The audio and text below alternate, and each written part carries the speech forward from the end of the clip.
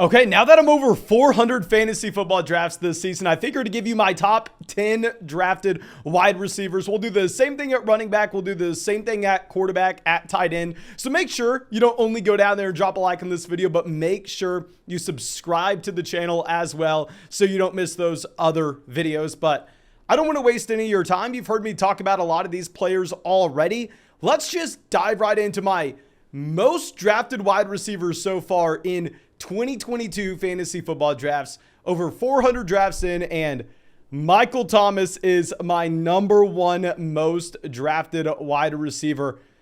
I'm sorry I have to keep on talking about this, but when we play fantasy football, what are we trying to do? Are we trying to win our league? Are we trying to make some money? Or are we trying to make sure that we don't get last, make sure that we get sixth place, that way our league mates don't make fun of us? No, every time we step up to the plate, we are trying to hit a home run. We are either trying to hit a home run and not worrying about striking out, or you are playing fantasy football incorrectly. Right now, if we head over to Underdog Fantasy to look at the ADP for Michael Thomas, this is a wide receiver that's being drafted as the wide receiver 40. Now, he's going to be rising up in fantasy drafts because people are now waking up to the fact that, hell, yeah, he's healthy. He's practicing. And the last time we saw a healthy Michael Thomas, what did he do? Let's revisit that. Last time we saw a healthy Michael Thomas, it was 2019. And in 2019, the man posted 149 receptions, over 1,700 receiving yards with only 16 games played and 9 receiving touchdowns as well. Last time we had a healthy Michael Thomas, he broke fantasy football. He broke NFL records. And now he's being drafted as your wide receiver 4 in fantasy. Now, going over to a couple other players that haven't had good seasons since 2019, but back in 2019, they were elite. They were breaking fantasy football. Christian McCaffrey and Saquon Barkley. Now, with CMC and Saquon Barkley, when talking about this all offseason, I don't want to say you should be avoiding those running backs, but can we not agree that there's a massive discrepancy in that people are looking at Christian McCaffrey, looking at his 2019 season and going, the upside's so high that while, yes, he does have the increased risk of injury, I'm still taking Christian McCaffrey at 1. I'm still taking Christian McCaffrey at 2. Hell, I personally just drafted Christian McCaffrey at pick 4 in one of my $500 drafts this season. How are people willing to overlook the injury risk associated with the Christian McCaffrey or Saquon Barkley to draft them at the very top of their fantasy football drafts and are drafting Michael Thomas behind Hunter Renfrow, drafting Michael Thomas behind Allen Lazard, drafting Michael Thomas behind Russell Gage, Drake London, DeAndre? What are we doing? Please stop being so scared. Get over it. Yes, he burned you last year. Yes, he burned you 2 years ago whenever you were drafting him as the wide receiver 1 in fantasy, drafting him as the top 5 pick, and he got injured. This is a completely different price point. He's close to the same receiver. If he's 90% of what he was, hell, he's a league winner. If he is 80% of what he was, he's a league winner. Let's go through and look at what 80% of 149 receptions is. 80% of that is 119 catches. Let's look at what 75% of that is. If Michael Thomas is 75% what he was in 2019, he's walking away with 111 grabs this year. Let's look at let's just move it so far down. 65% of Michael Thomas. What is that? That is a wide receiver walking away with 97 receptions. Guys, yes, he can get worse, but even if he gets worse, if he's healthy this year, he is smashing this ADP. He's my most drafted wide receiver for a reason. I'm not going to stop drafting him, even though I can tell you right now, his price will come up. Don't think you're going to be able to continue to draft Michael Thomas as the wide receiver 40 in fantasy. And let's go down. Let's move to our second most drafted option. Going to be someone that's definitely a lot more expensive on Underdog Fantasy right now. He is currently being drafted as the wide receiver 18 off the board, despite the fact that as a rookie, this wide receiver finished higher than that. Very rarely are you ever getting the opportunity to draft a wide receiver in fantasy going into year 2 at a cheaper price point than where he finished as a rookie. He was the wide receiver 13 on a points per game basis in fantasy football as a rookie. If you pull up my 2022 draft guide, you'll see we have him ranked as wide receiver 14. So yes, I'm expecting him to get slightly worse this upcoming season. And like I said, on Underdog, where you should be drafting, if you're not drafting on Underdog Fantasy, if you're not having fun, fix your life. Go sign up for Underdog Fantasy. I'm addicted to these drafts. I've done over 400 of them for a reason. There's nothing more fun than drafting on Underdog. And when you make your first account and use promo code FLOCK, they will match your first deposit dollar for dollar up to $100. And when you use promo code FLOCK, you are going to get our 2022 Fantasy Football Draft Guide and rankings, almost 300 pages of quality information. But if we're looking at Jalen Waddle, this is a wide receiver that accounted for 24% of his team's target share last year.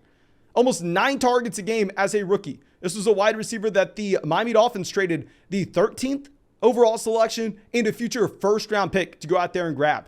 He has more team investment than someone like Justin Fields as a wide receiver. If we look at how impressive his rookie season was, the only other wide receivers that averaged 7.5 targets a game and 63 receiving yards a game their rookie seasons, Odell Beckham Jr., Jamar Chase, Justin Jefferson, Julio Jones, and AJ Green. Not sure if you've heard of those guys, but they had pretty good NFL careers. Mike Evans, Amari Cooper, and Jalen Waddle. Yes, he's going to get worse with Tyreek Hill coming over. Yes, Tyreek should project to be the wide receiver 1 in Miami, but I'm not going to be surprised if the wide receiver 1 actually is indeed Jalen Waddle. Now moving over to our next option, let's go to someone at the very top of fantasy drafts. I was surprised to see I've drafted him this much. Stefon Diggs is my 3rd most drafted wide receiver in fantasy this year. I've been on record saying that I think he's going to be in the same tier of guys like Cooper Kupp, Jamar Chase, even a Justin Jefferson, and a wide receiver that can potentially finish as the wide receiver 1 overall because you have so many targets available in this offense with no Emmanuel Sanders, with no Cole Beasley. I understand, yes, you're going to get Jamison Crowder probably sliding into that Cole Beasley role. You're probably going to get Gabriel Davis sliding into the Emmanuel Sanders role. But are we sure that both of those wide receivers are going to take up the 184 targets that are being left behind? I think you actually possibly see Stefon Diggs getting a small bump up with his target share and potentially come close to what we have with Davante Adams over the past 3 years. Get back to what he did in 2020 with a 27% team target share. And a big reason I'm drafting so much of him, if we're going to be completely honest, is the fact that I think a lot of round 1 running backs this year, whether you're looking at Dalvin Cook, Najee Harris, Derrick Henry, Austin Eckler, I think a lot of these guys are comparable to what you have in round 2. I think the round 2 running backs in Aaron Jones, DeAndre Swift, Joe Mixon are very comparable to those round 1 guys this season, where there's going to be that massive drop off from Stefon Diggs to a wide receiver you'd see in the middle of the 2nd round in Deebo Samuel. So I'm going to prefer grabbing Stefon Diggs in the 1st and then grabbing a running back like Aaron Jones or DeAndre Swift in the 2nd rather than vice versa. That's why I've ended up with so much Stefon Diggs. But moving down to our next wide receiver, I'll be very brief. My next most drafted receiver, you should not even consider in a regular redraft format. If you're drafting in a best ball league on Underdog, yes, I think he's a great pick.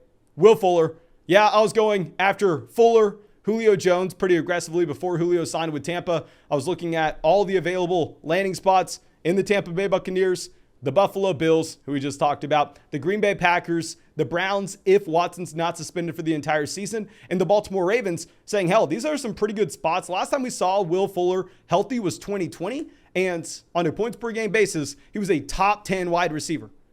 He's being drafted as the wide receiver 84 right now in best ball. That's potentially a league-winning pick. However, in your regular fantasy football league, you don't even have to worry about Will Fuller.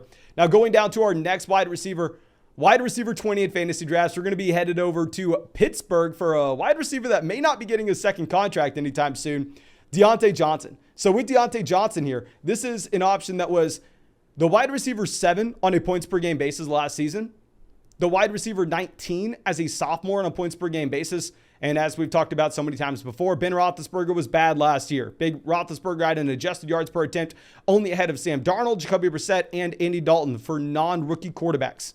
So I think the quarterback change over to Trubisky, I think the quarterback change over to Pickett isn't going to be as sharp of a fall off as most people want to project. Now, yes, you could potentially see an overall change in offensive philosophy with no Ben Roethlisberger there, which is why I do think you should not be drafting Deontay Johnson as the wide receiver 7 off the board in fantasy as he finished last season. That's why I have him projected for a fall off. If you look at my 2022 rankings, I have Deontay Johnson as our wide receiver 15, but on Underdog being drafted as the wide receiver 20. So I find myself drafting a lot around for Deontay Johnson.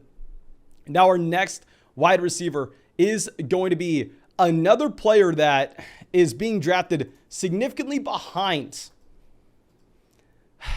his 2021 finish, his 2020 finish, and his 2019 finish. This is a wide receiver that over the past 3 years has averaged the wide receiver 21 finish on a points per game basis. He had his best season yet in terms of his yards per route run in 2021, yet he's being drafted as the wide receiver 48 in fantasy football currently. This is a wide receiver that had 2.5 yards per route run, and the only other options last season that had more yards per route run than this wide receiver, Jamar Chase, AJ Brown, Justin Jefferson, Devontae Adams, Deebo Samuel, and Cooper Kupp.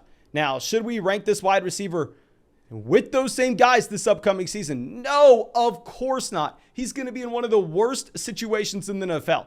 Tyler Lockett is either going to have Geno Smith or Drew Lock as his starting quarterback this upcoming season. Now, we really need to hope and pray that somehow, some way, they get Jimmy Garoppolo coming over. They get a different quarterback in the building, because if it truly is a Drew Lock, it's going to be so damn ugly. But I think that if you're looking at these Seattle Seahawks wide receivers, the price point of wide receiver 48 is going to be very appealing for Tyler Lockett, and that it's all upside from there. If somehow they are able to address the quarterback position, then I think you can get a bump up. And how much worse can he actually finish than wide receiver 48? If we go ahead and look at the splits that you had with no Russell Wilson last year, I know everybody in the comments section and everybody on their podcast, everybody on their YouTube channel has said, oh yeah, no, Tyler Lockett only had success because of Russell Wilson. DK Metcalf is an elite guy. Tyler Lockett literally was only viable in fantasy because of Wilson. However, if you actually dive into the numbers and you look at games that Russell Wilson did not start, Tyler Lockett had 23 targets, DK Metcalf had 18. There's no reason to believe that all of a sudden, with no Russell Wilson, DK Metcalf just becomes a 30% team target share player and Tyler Lockett fades to the background. I think I'm going to take the discount on Lockett, even though I will agree, yes, it's one of the worst situations you can find yourself in. Now, our next wide receiver on this list, a very boring name. I don't know what I'm supposed to say with this. Cooper Kupp. Yes, I've drafted Cooper Kupp a crap ton.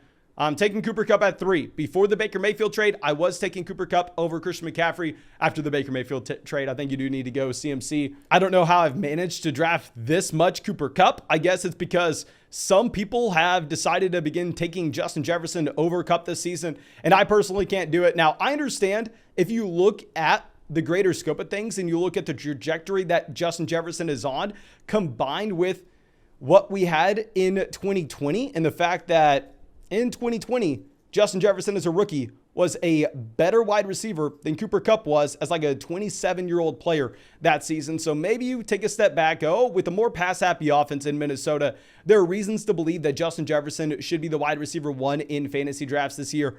I wanted to go down that same road. I wanted to say that same thing. And then I had to give myself a reality check and look at the Cooper Kupp statistics from this past season and the fact that he had 191 targets, 145 receptions, almost 2,000 receiving yards, and 16 receiving touchdowns. So I had to shut down that. I had to say, nope, can't draft Justin Jefferson over Cooper Kupp. I don't know how we have so much Cooper Kupp this season. I'm excited about it. But yeah, one of our top 10 drafted wide receivers.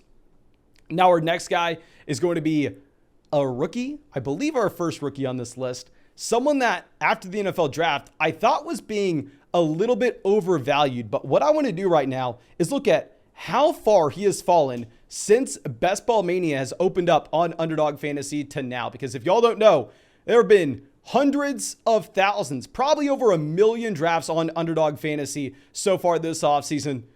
And I believe those contests opened up about a week after the NFL draft. So we're able to go through, we're able to look at an insane sample size of drafts since the beginning of May. And if we're looking at the beginning of May, Treylon Burks was a wide receiver that was being pushed up draft boards to an extreme level. He was a wide receiver that I honestly did not really have too much interest in. I thought that if you looked at the price point for him, you were much better off with going running back in that range, just going almost anywhere else. But since that time period, Treylon Burks has fallen rounds in fantasy drafts. And we have to ask ourselves, is it justified? Did Treylon Burks sustain an injury where he should be missing the beginning portion of the season, where he's going to be missing all of training camp? Or is it due to complete nonsense? Like if we look at this right now, Treylon Burks had an ADP of 71 overall after the NFL draft. And right now you're looking at Treylon Burks as a wide receiver that's going around pick 100. I got him at pick 100 in our $500 draft, falling 2-3 rounds in fantasy. And the only reason is because the man showed up a little bit out of shape. He showed up a little bit out of shape. They called it asthma, whatever you want to say. I'm willing to just throw that out the window. I'm willing to look at the fact that he was an elite level prospect coming out of Arkansas, stepping into an offense that has a decent amount of volume available with no A.J. Brown here, with Robert Woods himself coming off a torn ACL. I'm willing to say, now that he's being drafted as the wide receiver 46 in fantasy, a low-end wide receiver 4, high-end wide receiver 5, he is a must-draft guy. He went from being someone not on my radar at all to someone that I'm targeting in almost every single draft I step into today. Now, our next wide receiver currently going as the wide receiver 30, but if he was healthy, he would be a top 10 wide receiver easily in fantasy. Chris Godwin.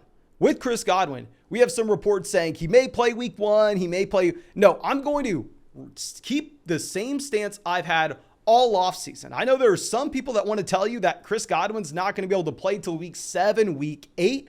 No idea what the hell they're smoking. I'm looking at this Chris Godwin timeline saying, okay, it's very possible he misses the first 2, 3, 4 weeks of the season. But what do we know about fantasy football?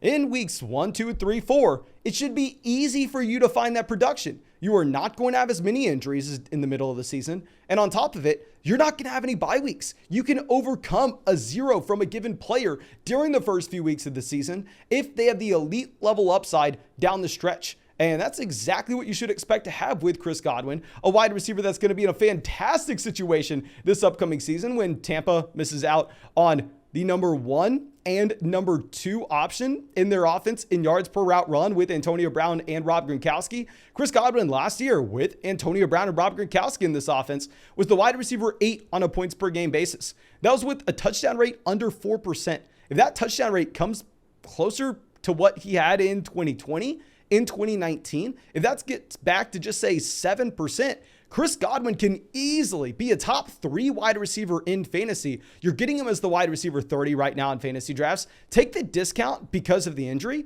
and just say, okay, yeah, I agree. He may miss the first 3 weeks of the season, but I'm willing to sacrifice some production those weeks so I can beat your team down in weeks 5, 6, 7, 8, 9, 10, 11, 12, 13, 14. And then where it really matters in the fantasy football playoffs, weeks 15, 16, and 17. Now, let's go over look at our next wide receiver. Someone that I will admit, he probably doesn't belong on this list because I'm not drafting him as much now as I was beforehand. DJ Moore. With DJ Moore, I was drafting him everywhere I could, betting on the talent when you were getting him in the 4th round of fantasy drafts earlier this offseason. Since then, yes, DJ Moore's price point has moved up. DJ Moore is now a wide receiver that you have to draft in the middle of the 3rd round rather than the beginning of the 4th. I think it's a fair rise. I think he is now appropriately priced in fantasy football. And as I've said before, I'll say it again. No, I'm not a massive Baker Mayfield fan. I've never been a massive Baker Mayfield fan. I have a University of Texas wall behind us. You think I'm going to root for an Oklahoma Sooner? No. Why would I ever do that? But to be completely fair, Baker Mayfield, in adjusted yards per attempt, hovering around 7 for his NFL career. Going to be one of the best quarterbacks DJ Moore's ever played with, if not the best quarterback DJ Moore has ever played with, who has dealt with 6.05 adjusted yards per pass attempt from his quarterbacks during his time in Carolina. And with DJ Moore, if you're looking at my rankings, I have him ranked about the 33rd player in fantasy. I have DJ Moore in our draft guide. Let me pull this up. Of course, go get our draft guide on flockfantasy.com or go sign up for Underdog Fantasy, get in some drafts and get our draft guide that way. I have DJ Moore ranked as the wide receiver 13. If I'm looking at where he's currently going on Underdog, he is the wide receiver 15, so I'm still ahead of DJ Moore compared to consensus. Wide receivers that are currently being drafted ahead of DJ Moore that I would prefer more over. I would rather have DJ Moore over someone like Mike Williams, potentially Michael Pittman as well. Give me DJ Moore. Give me the wide receiver that over the past 3 years has averaged close to 25% of his team's target share, and the wide receiver that last season averaged 27% of his team's target share and has been over 2 yards per route run over the past 3 as well. Now, I believe we have one more guy to get to, so let's pull up my next best receiver in terms of our overall drafted percentage. And with this guy, I'm surprised to see him this high, but I thought he was a fantastic prospect, Drake London. Now with London, of course, we talked about him so damn much on our Dynasty channel this offseason, evaluating these players coming into the NFL. I'll be the first person to admit Drake London is in a horrible situation, but he was our wide receiver 1 coming into the NFL draft. I know everybody and their mom loves Michael Pittman Jr.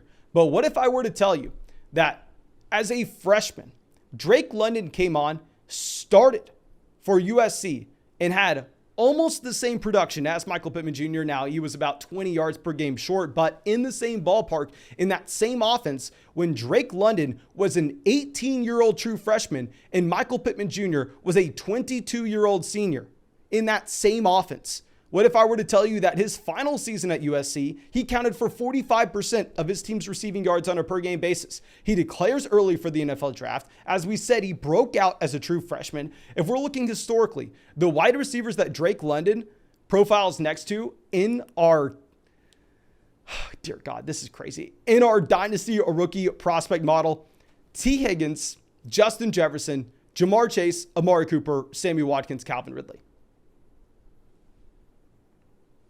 Now, Atlanta's going to be very bad. Horrible.